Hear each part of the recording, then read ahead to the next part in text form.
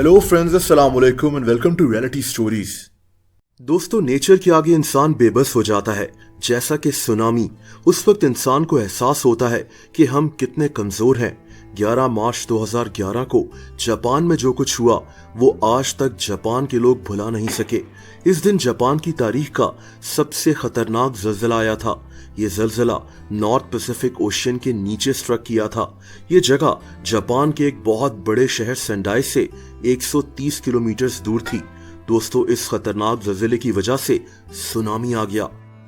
Tsunami समंदर में बहुत ही ताकतवर वेव्स को कहते हैं। ज्यादातर सुनामीज समंदर के नीचे जल्जला आने से या फिर किसी आतिशफशा चट्टान के फटने से आते हैं। 11 मार्च के दिन आने वाले सुनामी ने जापान को हिला कर रख दिया था।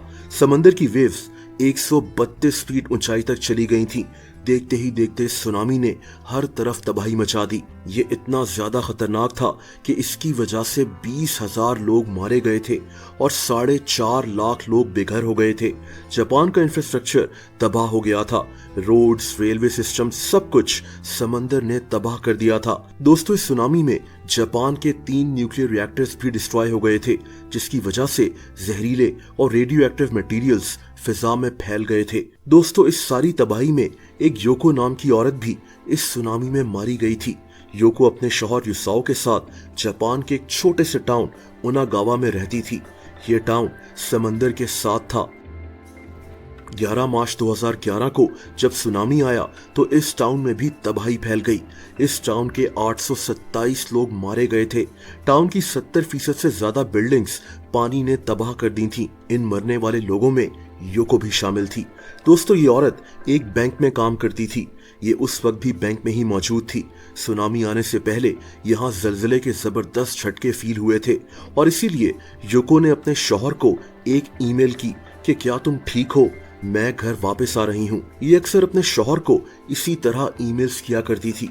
बहरहाल ये वो आखिरी ईमेल थी जो योको ने अपने शौहर युसाओ को की थी।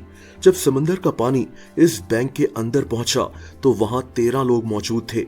इन्होंने बैंक की छत पर चढ़कर अपनी जान बचाने की कोशिश की, लेकिन इन 13 लोगों में से सिर्फ एक इंसान ही बच सका। 12 लोग मारे गए, जिनमें से 8 लोगों की लाश भी नहीं मिल सकी, जिनमें योको भी शामिल थी। युसाओ अपनी बीवी से बहुत प्यार करता था।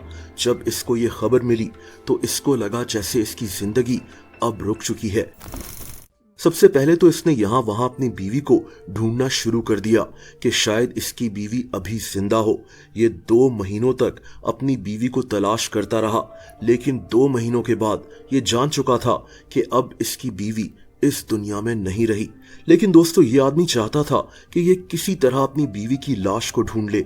इसके दिल में एक अजीब सी बेचैनी थी और बस फिर इसने एक ऐसा फैसला किया जिस पर अमल करना बहुत मुश्किल था। दोस्तों, युसाओ ने अपनी बीवी की लाश को खुद ढूंढने का फैसला किया।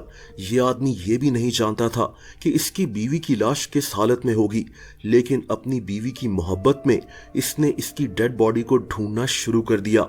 दोस्तों, अगले कई महीने तक ये आदमी समंदर में डाइव करना सीखता रहा। इसको लगता था कि इसकी बीवी की लाश आज भी समंदर में कहीं मौजूद है। 2013 में इसको डाइविंग का बकायदा लाइसेंस भी मिल गया और अब ये समंदर में स्कूबा डाइविंग करना शुरू हो गया। ये समंदर में डाइव कर अपनी बीवी की डेड बॉडी को ढूंढता था। हफ्ते, महीने, यहाँ तक के 10 साल गुजर गए, लेकिन ये आदमी नहीं रुका।